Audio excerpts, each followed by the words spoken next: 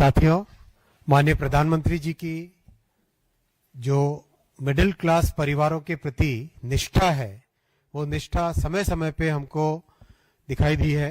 कैसे income tax में एक बड़ा सुधार करके 12 लाख रुपए तक की इनकम टैक्स की मध्यम वर्गीय परिवारों को छूट मिली, वैसे ही एक बहुत बड़ा जीएसटी में रिफॉर्म्स करके माननीय प्रधानमंत्री जी ने मिडिल क्लास परिवारों को एक बहुत बड़ी राहत दी है, बहुत बड़ा एक तोहफा दिया है।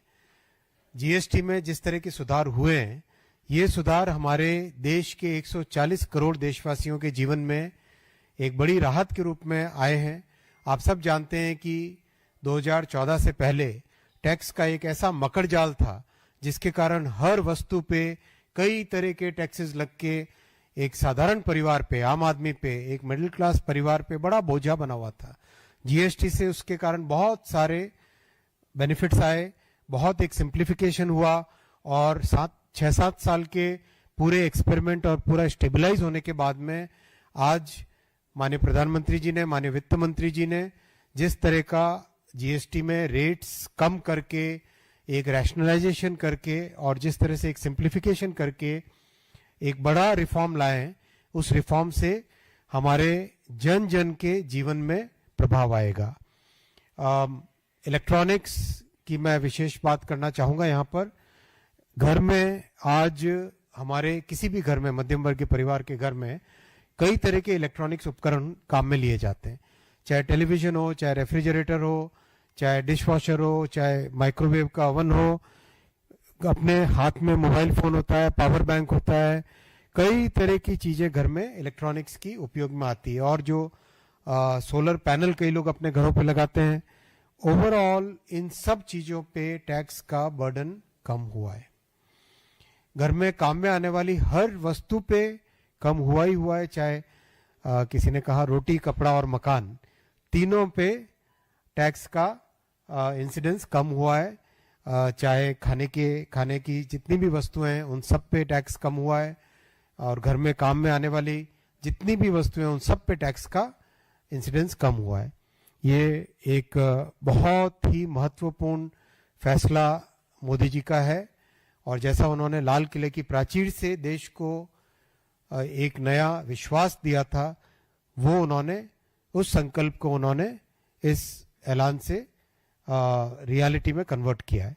आगामी 22 तारीख नवरात्रि का पहला दिन हम सब के लिए, सभी मध्यम वर्गीय परिवारों के लिए, देश के 140 करोड़ देशवासियों के लिए एक नई खुशी लेके आएगा। जीएसटी के इस रिफॉर्म से इसका एक और पहलू है जो आपके सामने मैं रखना चाहूंगा। जीएसटी के रिफॉर्म से देश के आर्थिक उन्नति में भी बहुत बड़ा एक लाभ मिलेगा। अगर हम प्योर इकोनॉमिक्स के पॉइंट ऑफ व्यू से बात करें, हमारी देश की जीडीपी है करीब 330 लाख करोड़ की अभी। इसमें से करीब 202 लाख करोड़ हमारा कंजम्पशन है, 202 आउट ऑफ 330। 202 लाख करोड़ जो कंजम्पशन है, ये अगर जीएसटी के इस छूट के बाद में अगर 10% भी बढ़ता है तो 20 लाख करोड़ का एक्स्ट्रा कंजम्पशन देश में आता है, 20 लाख करोड़ की एक्स्ट्रा जीडीपी देश में आती है। तो ये अपने आप में बहुत महत्वपूर्ण है, बिकॉज प्रोडक्शन जब बढ़ता है तो स्वाभाविक है कि उसका रोजगार का इम्पैक्ट आता है, रोजगार बढ़ता है, उससे स्वाभाविक है कि बहुत सारी जो जितनी गतिविधियां हैं, जितनी हमारी आर्थिक गतिविधियां हैं, वो सब बढ़ने लगती है एक के बाद एक। तरीके से एक ये वर्चुअस साइकिल इससे क्रिएट होती है। इसीलिए इनकम टैक्स की छूट और जीएसटी का ये बड़ा फैसला, ये दोनों मिला के हमारे मध्यम वर्गीय परिवारों के हाथ में, उनके बैंक बैलेंस में, उनके बैंक अकाउंट में एक बहुत बड़ा पॉजिटिव इम्पैक्ट देगा, पॉजिटिव इसमें लाभ मिलेगा। साधारण परिवार की अगर हम बात करें तो घर में जितनी भी बचत होगी, उस बचत का या तो सेविंग में काम में लेंगे, या ज्यादा सामान खरीदेंगे, या कोई ना कोई इन्वेस्टमेंट में काम में लेंगे। और ये तीनों की तीनों जो एक्टिविटीज है, तीनों की तीनों जो आर्थिक गतिविधियां हैं, इससे परिवार में तो खुशियां आएंगी ही आएंगी, साथ ही साथ एक बहुत बड़ा आर्थिक पॉजिटिव इम्पैक्ट इसका रहेगा। मित्रों, आपके प्रश्न सादर आमंत्रित हैं। विकास चंद्रा।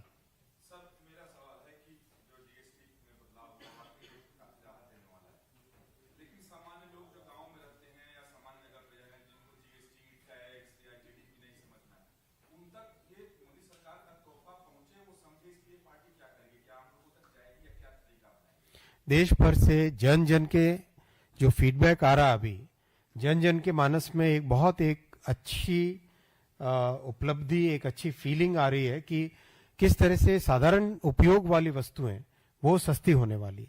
छात्रों से कहीं पर भी आप फीडबैक लीजिए, बात आती है, छात्रों से संबंधित, पढ़ाई से लिखाई से संबंधित सभी चीजें सस्ती हो रही है।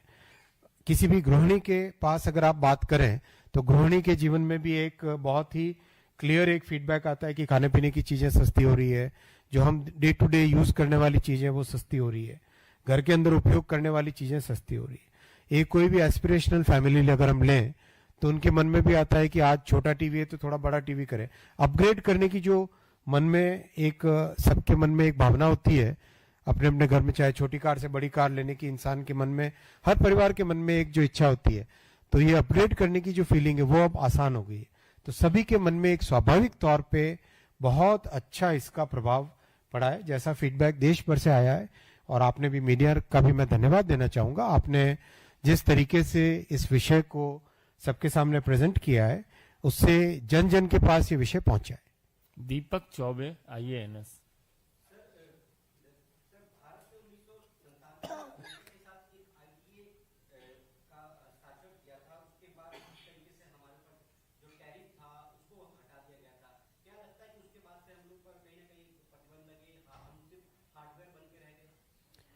देखिए, भारत में पिछले 11 वर्षों में इलेक्ट्रॉनिक्स मैन्युफैक्चरिंग अपने आप में एक बहुत बड़ा सेक्टर बन के उभरा है। 6 गुना इलेक्ट्रॉनिक प्रोडक्शन बढ़ा है, 8 गुना इलेक्ट्रॉनिक्स एक्सपोर्ट बढ़ा है। इलेक्ट्रॉनिक्स मैन्युफैक्चरिंग आज 11.5 लाख करोड़ रुपए की इंडस्ट्री बन चुकी है। 25 लाख लोग इसमें एम्प्लॉयड हैं आज, 25 लाख। एक एक करके हर आइटम देश में आप बनाने लग गए। आप ये अगर मोबाइल फोन लो तो इस मोबाइल फोन के ग्लास, उसके ऊपर कवर, पीछे की बैकिंग, अंदर की चिप, अंदर की PCB, कैमरा मॉड्यूल, हर चीज एक एक आइटम देश में बनने लग गया है। अभी हाल ही में एक सोहना में फैक्ट्री का इनॉग्रेशन हुआ जिसमें मोबाइल फोन के अंदर उपयोग में आने वाली बैटरी, इस बैटरी का मैन्युफैक्चरिंग होगा। देश में 50 करोड़ के आसपास की बैटरी का रिक्वायरमेंट होता है। एक ही अकेली फैक्ट्री से 20 करोड़ जो सेल, जो इसके अंदर बैटरी पैक है वो मैन्युफैक्चर होगा। तो एक आइटम को आगे बढ़ाया जा रहा है। अब तो चिप मैन्युफैक्चरिंग भी चालू हो गई है, सेमीकंडक्टर मैन्युफैक्चरिंग भी देश में चालू हो गई है। तो कांग्रेस की वो पुरानी चीजों को आप भूल जाइए, वो युग बीत गया। अब समय है जिसमें आत्मनिर्भर भारत बन रहा है, जिसमें स्वदेशी का सम्मान बढ़ रहा है, लोग स्वदेशी को अपना रहे हैं और बड़े चाव से अपना रहे हैं, बड़े गौरव के साथ अपना रहे हैं। मैं आप सबसे भी निवेदन करूंगा, अपने अपने जीवन में यथासंभव स्वदेशी वस्तुओं का उपयोग करें। अभिषेक।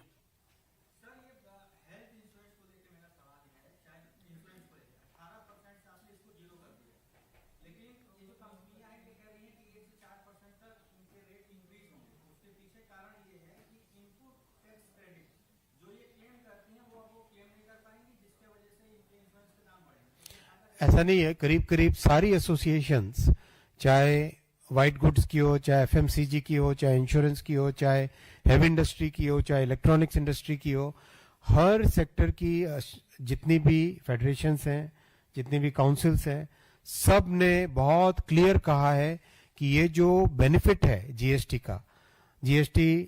का जो बेनिफिट है वो सीधा का सीधा ट्रांसमिट करेंगे मध्यम वर्गीय परिवारों को, यूजर्स को, सभी देश के नागरिकों को ये बेनिफिट ट्रांसफर होगा। इंश्योरेंस का बेनिफिट भी ट्रांसफर में होगा।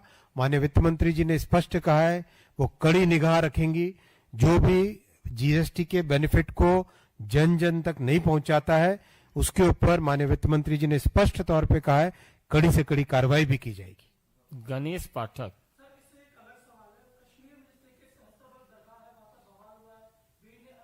आप जीएसटी पे करें बात। प्रज्ञा प्रज्ञा।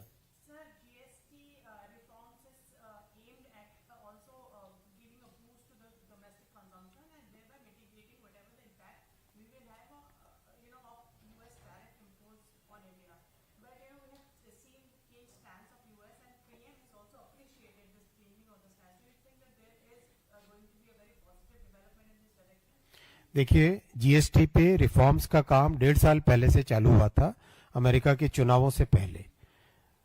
ये प्रधानमंत्री जी का बहुत क्लियर है, रिफॉर्म परफॉर्म ट्रांसफॉर्म। इस रिफॉर्म से देश की एक नए तरह की ट्रांसफॉर्मेशन की यात्रा चालू होती है। जीएसटी के आने से, वो भी अपने आप में इतना बड़ा रिफॉर्म था कि आप देश भर में आप पूछो, बॉर्डर पे किस तरह से लंबी लंबी ट्रकों की कतारें लाइन लगी रहती थी, आज सेकंड्स के अंदर ई वे बिल बन जाता है। किसी भी मैन्युफैक्चरर से आप बात करके देखो, किसी भी एमएसएमई सेक्टर से बात करके देखो, बहुत एक मेजर सिग्निफिकेंट सिंप्लीफिकेशन लोगों के जीवन में हुआ है, इसका बेनिफिट मिला है। ये 1.5 वर्ष की एक्सरसाइज अब फाइनल होके आप सबके सामने आई है। माननीय प्रधानमंत्री जी ने लगातार इसको फॉलो अप किया है, लगातार इसमें हर स्टेप पे गाइडलाइंस दिए हैं। बहुत एक जो साधारण व्यक्ति, साधारण परिवार, हमारे हर मध्यम वर्गीय परिवार के जीवन में एक बहुत अच्छा ट्रांसफॉर्मेटिव चेंज आए, उस भावना के साथ ये लिया गया है। इसमें किसी एक्सटर्नल फैक्टर का कोई रोल नहीं है। अनीता चौधरी।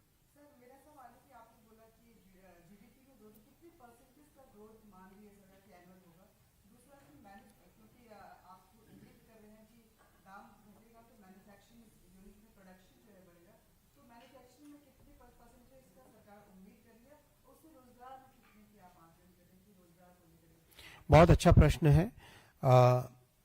डायरेक्शनली मैं पहले बोलता हूं, इसमें डायरेक्शनली जीडीपी के जो बड़े कंपोनेंट्स होते हैं उसमें से दो बहुत बड़े कंपोनेंट है। हमारी 330 लाख करोड़ की जो जीडीपी है, इसमें 202 लाख करोड़ का कंजम्पशन है और 98 लाख करोड़ का इन्वेस्टमेंट है। टोटल हमारा करीब करीब 300 लाख करोड़ का ये दोनों आइटम, बाकी 30 लाख करोड़ के बाकी सारे के सारे आइटम्स आते हैं, राइट। ये जीडीपी का पूरा पिक्चर है। इसमें जो दो बड़े कंपोनेंट्स हुए, कंजम्पशन और इन्वेस्टमेंट, 202 लाख करोड़ का कंजम्पशन और 98 लाख करोड़ का इन्वेस्टमेंट, ये दोनों के दोनों आइटम्स में ग्रोथ आएगी इस निर्णय से। कंजम्पशन बढ़ता है, लोग इन्वेस्ट करते हैं, नई फैक्ट्री लगाते हैं, कैपेसिटी पूरी होती है, उससे इन्वेस्टमेंट बढ़ता है। इन्वेस्टमेंट बढ़ता है तो जिन लोगों को उसमें रोजगार मिलता है, जिन लोगों को आर्थिक गतिविधि का लाभ मिलता है, वो ज्यादा कंजम्पशन करते हैं। तो एक तरीके से ये एक पॉजिटिव साइकिल चालू होती है। तो इसका एस्टिमेट इकोनॉमिस्ट्स कई इसका टोटल कर रहे हैं। जहां तक ओवरऑल अभी तक का पिक्चर उभरा है, उसके हिसाब से एक सिग्निफिकेंट बेनिफिट मिलने वाला है इससे।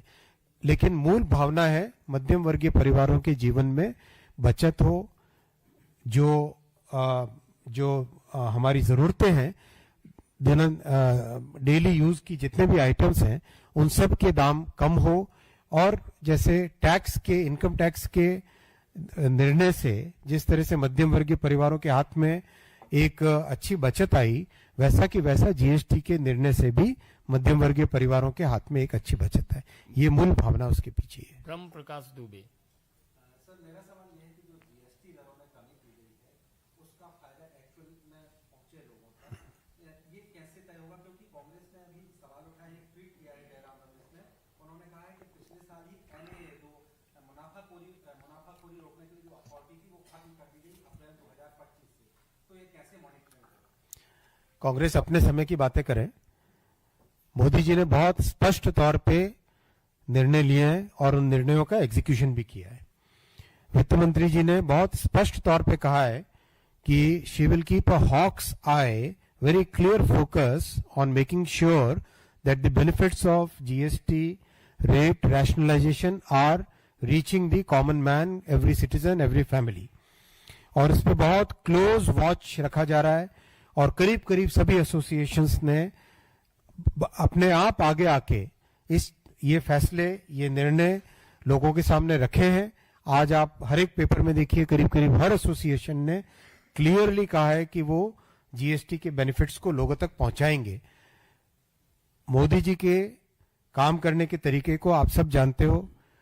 प्रधानमंत्री जी ने एक बहुत फोकस्ड वे में हर चीज का एग्जीक्यूशन किया है और वो फोकस्ड वे में एग्जीक्यूशन इसमें भी आपको दिखाई देगा और जन जन के जीवन में इसका बेनिफिट मिलेगा। कांग्रेस की तरह ढुलमुल नीतियों से काम चलने वाला समय नहीं है ये। देवेश।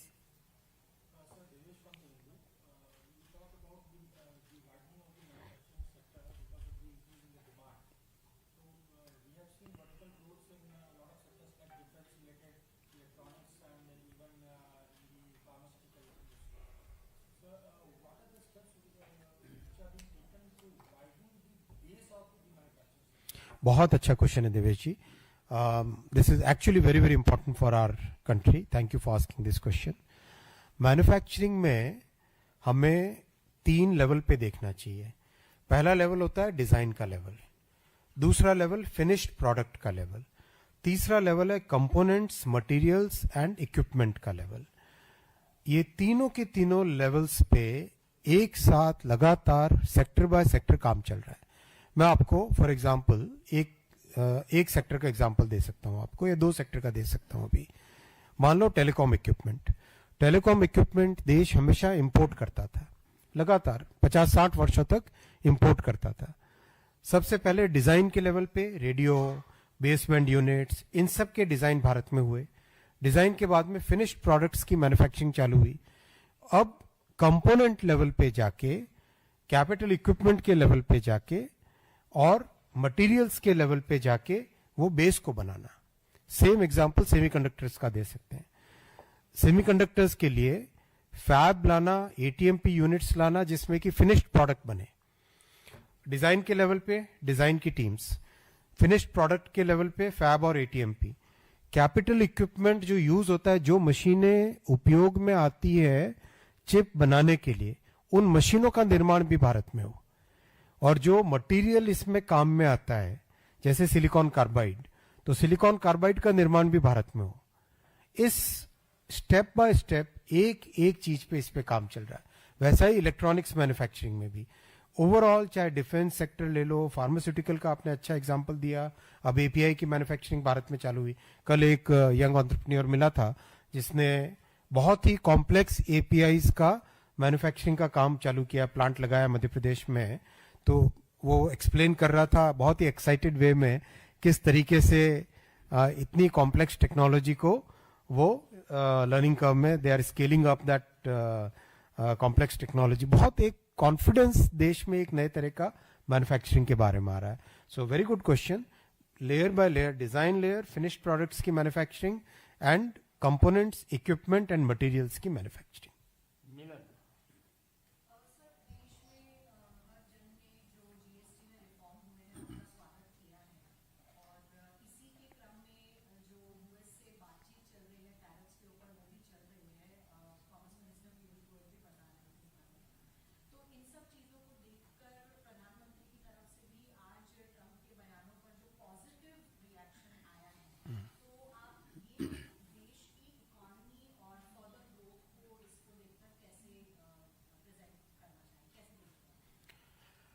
जिस तरह से माननीय प्रधानमंत्री जी ने पिछले 11 वर्षों में देश की फॉरेन पॉलिसी को एक नया स्वरूप दिया, जिसमें नेशनल इंटरेस्ट, हमारे नागरिकों का हित, हमारे किसानों का हित, हमारे पशुपालकों का हित, हमारे मछुआरों का हित, हमारे नौजवानों के विषय में सोच के उनका हित, मिडिल क्लास फैमिलीज को उनको सेफगार्ड करने का ध्यान में रख के एक ओवरऑल एक ऐसी कॉम्प्रिहेंसिव पॉलिसी फ्रेमवर्क प्रधानमंत्री जी ने इन 11 वर्षों में रखा है, जो हमने 50-60 वर्षों में कभी नहीं देखा था. उसके कारण विश्व भर में भारत के प्रति एक नया ट्रस्ट है, भारत के प्रति एक नया कॉन्फिडेंस है, और भारत को एक नई होप के साथ ये दुनिया में भारत को देखा जाता है. ये उसी का परिणाम स्वरूप है, जिस इस बहुत ही कॉम्प्रिहेंसिव, बहुत ही well thought through foreign policy और उसका एग्जीक्यूशन, उसका रिजल्ट है कि आज सारी दुनिया का कॉन्फिडेंस है. और यूएस बहुत बड़ी डेमोक्रेसी है, भारत विश्व की मदर ऑफ डेमोक्रेसी है. इन दोनों डेमोक्रेसीज के बीच में अच्छा रिलेशन रहना स्वाभाविक ही है. ऐसे ही तमाम बड़ी खबरों से जुड़े रहने के लिए हमारे YouTube channel TSW news Hindi को सब्सक्राइब करें. वीडियो को लाइक, कमेंट, शेयर करना बिल्कुल ना भूलें.